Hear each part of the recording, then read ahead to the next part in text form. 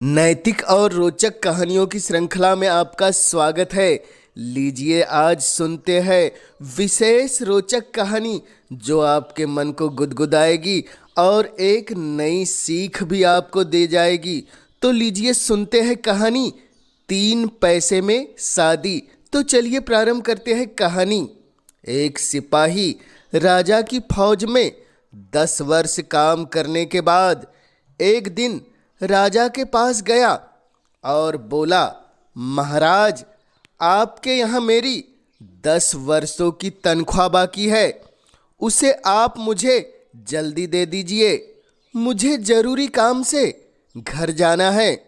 आपकी फौज में रहकर मैंने कई लड़ाइयाँ जीती है, इसकी बख्शीश भी चाहिए। पर बख्शीश तो दूर की बात, राजा की हैसियत उस समय उसका हिसाब चुकाने की भी न थी। राजा बिल्कुल निर्धन हो गया था। उस समय उसके खजाने में केवल 3 पैसे बचे थे। उसने यह बात सिपाही से कह दी। सिपाही बड़ा नेक था। उसने कहा, आप जो भी देंगे उसे मैं आपका दिया हुआ सम्मान समझकर खुशी से रख लूँगा। केवल सम्मान से पेट भरने का नहीं, राजा ने कहा, एक काम करो, मैं जिन सोने की थालियों में खाता हूँ उनमें से 2-1 तुम्हें दे देता हूँ। उन्हें बेचकर तुम अपना काम आसानी से चला सकते हो। सिपाही ने हाथ जोड़कर नम्रता से कहा, महाराज, यह अनुचित होगा। सोने की थाली में न खाने से आपका सम्मान घट सकता है, किंतु मेरा क्या, आप मुझे वे 3 पैसे ही दे दीजिए, मैं उनसे काम चला लूँगा। राजा ने उसे 3 पैसे देते हुए कहा, मैं चाहता हूँ कि ये 3 पैसे तुम्हारे भाग्य का रास्ता खोल दे। सिपाही ने 3 पैसे लेकर राजा को प्रणाम किया। अब वह गुनगुनाता हुआ अपनी घर की ओर रवाना हो गया। कुछ ही दूर चलने के बाद एकाएक उसके सामने एक अत्यंत जीर्णकाय बुढ़िया आ खड़ी हुई और बोली, बेटा, मैं हूँ बुढ़िया, भूखी, पैसे दो या सूखी रोटी, कुछ खा पी कर भूख मिटाऊँ, दे आशीष तुम्हें सुख पाऊँ। सिपाही ने सोचा, कुल 3 पैसे ही है मेरे पास, अगर इनमें से 1 पैसा चला भी जाए तो कोई हर्ज नहीं, क्यों न उसमें से उसे 1 पैसा दे दूं। यह सोचकर उसने बुढ़िया को 1 पैसा दे दिया। बुढ़िया पैसा लेकर आशीर्वाद देती हुई चली गई। सिपाही फिर आगे बढ़ा। कुछ दूर जाते ही उसके आगे एक और बुढ़िया आ खड़ी हुई। उसने भी उसे रोकते हुए कहा, बेटा, मैं हूँ बुढ़िया भूखी, पैसे दो या सूखी रोटी, कुछ खा पी कर भूख मिटाऊँ, दे आशीष तुम्हें सुख पाऊँ। सिपाही के पास उस समय 2 पैसे बचे थे।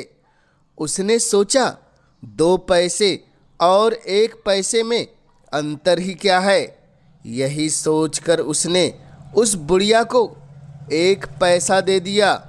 बुढ़िया उसे आशीर्वाद देती हुई चली गई। सिपाही फिर आगे बढ़ा। अब उसको एक तीसरी बुढ़िया मिली। उसने भी हाथ जोड़ते हुए कहा, बेटा, मैं हूँ बुढ़िया भूखी, पैसा दो या रोटी सूखी, कुछ खा पी कर भूख मिटाऊँ, दे आशीष तुम्हें सुख पाऊँ। सिपाही ने सोचा कि उसके पास शक्ति है, वह इससे भी अधिक धन कमा सकता है, पर यह बुढ़िया तो उससे अधिक ज़रूरतमंद मालूम होती है। यह सोचकर उसने अंतिम पैसा भी दान में दे डाला। किंतु इस बार एक अजीब घटना घटी। पैसा हाथ में लेते ही वह बुढ़िया एक रूपवती स्त्री बन गई और सिपाही को आशीर्वाद देते हुए बोली, सफल परीक्षा हुई तुम्हारी, तुम हो अति दयालु उपकारी, दूंगी तुम्हें 3 वर पावन, शक्ति, रूप, वैभव अथवा धन, जो चाहो ले लो मनमानी, बेटा मैं हूँ वन की रानी। सिपाही में बहुत शक्ति थी, उसी के सहारे वह अब तक अपनी जीविका चलाता आया था। इसलिए उसने हाथ जोड़कर कहा, मेरी इच्छा है कि मैं सदा स्वस्थ रहकर इसी प्रकार उपकार करता रहूं, मुझे किसी के सामने हाथ न फैलाने पड़े। जंगल की रानी सिपाही की बात सुनकर बड़ी प्रसन्न हुई और बोली, तुम्हारी यह इच्छा अवश्य पूरी होगी। तुम अब 2 वरदान और मांगो। सिपाही का स्वभाव बड़ा सरल था, उसे किसी चीज की कामना न थी, इसलिए अब वह बड़ी मुसीबत में पड़ा। बहुत सोचने विचारने के बाद उसने कहा, मेरे पास एक चमड़े की थैली है, यह बहुत दिनों से मेरी सेवा कर रही है। मैं चाहता हूँ कि मेरी यह थैली न कभी फटे और न पुरानी हो। बहुत अच्छा, तुम्हारी यह इच्छा भी पूरी होगी। वन की रानी ने कहा, अब तुम तीसरा वर मांगो। सिपाही फिर सोच विचार करने लगा। अंत में बहुत दिमाग लड़ाने के बाद बोला, मैं जब कभी चीज की इच्छा करूं तो वह मेरी थैली में आ जाए और बिना मेरी इच्छा के बाहर न हो सके। वन देवी ने उसे आशीर्वाद देते हुए कहा, बनो साहसी और उपकारी, पूरी हो इच्छाएं सारी। इतना कहकर वन की रानी चली गई। उधर सिपाही भी आगे बढ़ा। संध्या होते होते अब वह एक शहर में पहुंचा। सारे दिन बिना खाए पिए चलते रहने से वह काफी थक गया था, इसलिए सामने ही एक सराय देखकर वहां आराम करने के लिए उसके भीतर पहुंच गया। सराय के भीतर जाने पर उसने देखा कि सामने ही कई आलीशान चौकियां रखी है। वह उन्हीं में से एक चौकी पर जा बैठा। उसे देख सराय वाला तुरंत उसके पास दौड़ आया, कारण वे चौकियां राजा महाराजा और धनवान व्यक्तियों के लिए थी, साधारण लोगों के लिए दूसरी चौकियां थी। सराय वालों को देखकर सिपाही ने कहा, तुम्हारे पास जो भी अच्छी चीज हो मेरे खाने के लिए ले आओ। सराय वाले ने पहले उसे कोई धनवान व्यक्ति ही समझा, किंतु जब पता चला कि वह एक साधारण सिपाही है, तब उसने कहा, मैं तुम्हें अच्छा भोजन ही दूंगा, किंतु तुम यहाँ बैठकर नहीं खा सकते। रसोई घर के पास दूसरा कमरा है, सारे सिपाही वहीं बैठकर खाते हैं, तुमको भी उसी कमरे में चलना है। सिपाही ने कहा, तुम मेरी पोशाक देखकर कुछ ख्याल मत करो, तुम जितना पैसा चाहोगे मिलेगा, भोजन जल्दी लाओ। सिपाही की बात सुनकर सराय वाले ने सोचा कि हो न हो यह कोई राजकुमार है जो सादे लिबास में है, नहीं तो ऐसी आज्ञा न देता।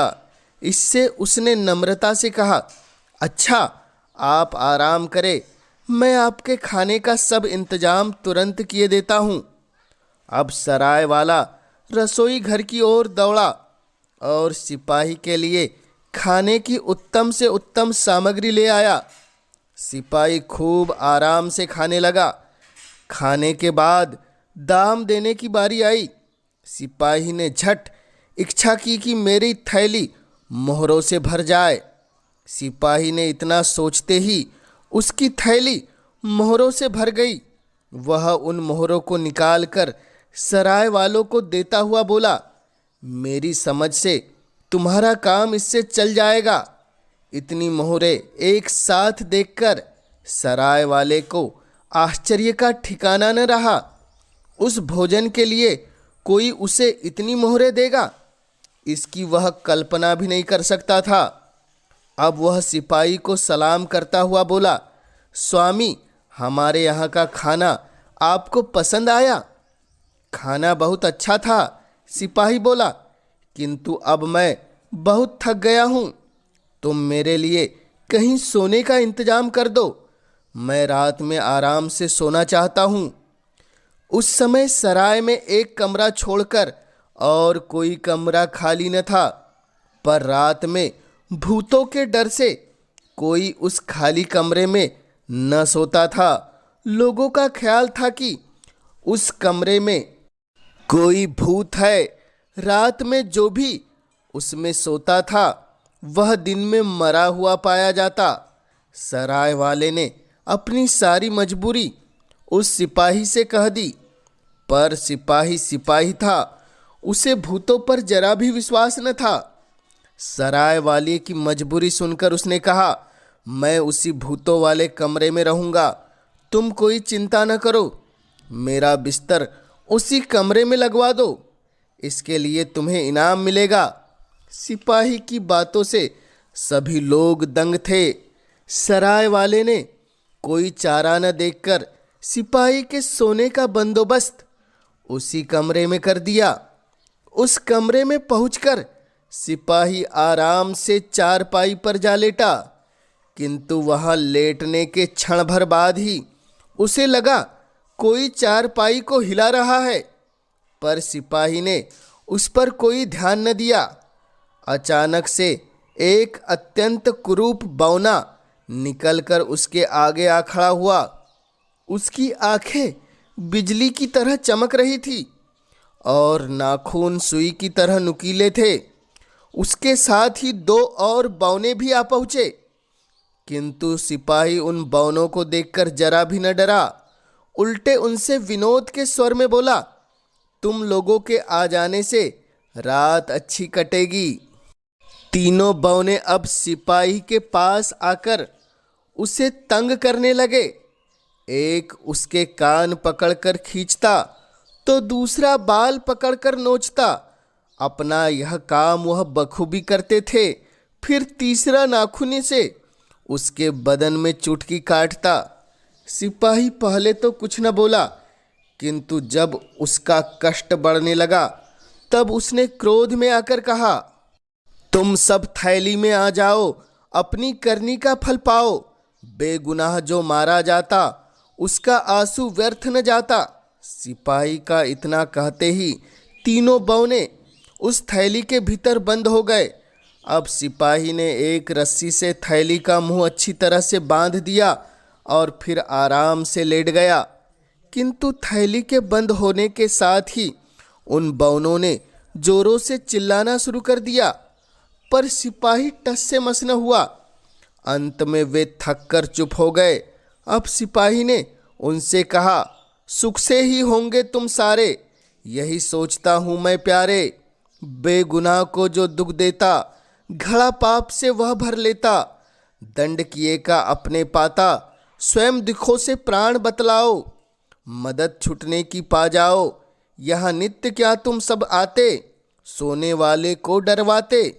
सिपाही की यह बात सुन बौने चुप रहे। वे अपनी कोई भी गुप्त बात बताने को तैयार न थे, पर अंत में छुटकारे का कोई चारा न देखकर पहले बौने ने कहा, गड़ा गुप्त धन इसमें प्यारे, बन उसकी आते रखवारे। दूसरे ने कहा, लेने की जो कोशिश करता, पल में उसका जीवन हरता। तीसरे ने कहा, तुम भी यदि आओगे आगे, खोओगे निज प्राण अभागे। बहुत ठीक, तुम लोगों में से एक काम की बात मालूम हुई, किंतु तुम्हें इस बंधन से छुटकारा देना किसी तरह बुद्धिमानी न होगी। इतना कहकर सिपाही आराम से सो गया। धीरे धीरे सुबह हुई। अब सराय वाले बहुत से आदमी उस कमरे के दरवाजे पर आए। दरवाजा बंद था, इसलिए सभी ने समझ लिया कि दूसरे लोगों की तरह आज इस सिपाही की भी जान जा चुकी है।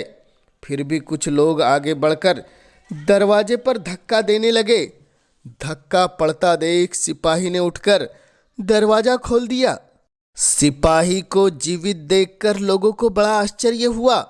वे लोग अब उससे तरह तरह के सवाल पूछने लगे, किंतु उसने किसी बात का उत्तर न देकर सराय वाले से नाश्ता मांगा। सराय वाला दौड़कर नाश्ता ले आया। अब सिपाही ने उसे अपने पास बुलाकर कहा, मेरी थैली में गर्द जमा हो गई है, इसे साफ करने के लिए 3 जवानों की जरूरत है। इसे मोगरी से पीट पीट कर साफ करना है। सराय वाले ने 3 जवानों को लाकर हाजिर कर दिया। उन तीनों ने मोगरी ले लेकर थैली को पीटना शुरू किया, किंतु मोगरी को चोट पड़ते ही थैली के अंदर से चिल्लाने की आवाज़ आने लगी। उस आवाज़ को सुनकर वे तीनों जवान डर गए। उन्होंने थैली को पीटना बंद कर दिया। इस पर मजदूरों से सिपाही बोला, इसमें डरने की कोई बात नहीं। मोगरी से पीटने से इससे बराबर ऐसी ही आवाज़ निकलती है। यह सुनकर उन जवानों ने फिर थैली को पीटना शुरू कर दिया। मजदूर लोग कुछ देर तक थैली को उसी प्रकार पीटते रहे। अब उन्हें रोकते हुए सिपाही ने कहा, इसे नाले में ले जाकर अच्छी तरह धोना है। तुम लोगों को इसके लिए इनाम मिलेगा। वे तीनों उस थैली को उठाकर नाले के किनारे ले गए, परंतु उनके लिए यह काम सरल न था। उस थैली का वजन उनकी शक्ति से अधिक था। उसे ढोने में उन्हें बड़ी कठिनाई हो रही थी। उसमें 3 बौने भरे हुए थे।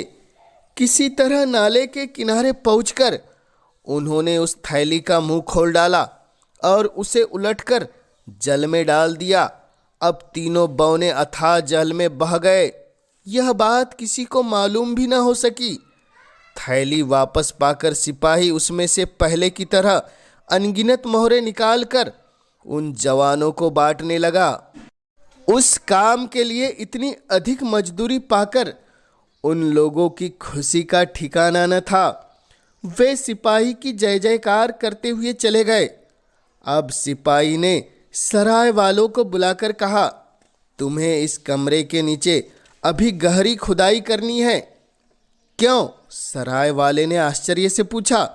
तुम्हें यह बात जानने की जरूरत नहीं। सिपाही ने कहा, यदि इससे तुम्हारे मकान का जो भी नुकसान होगा तो मैं तुम्हें उसका चौगुना धन दूंगा। यह सुनकर सराय वाला बहुत खुश हुआ। उसने मजदूरों को बुलाकर उस कमरे को खुदवाना शुरू किया।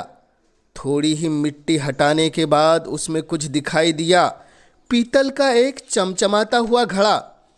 उसका मुंह मिट्टी से अच्छी तरह बंद था।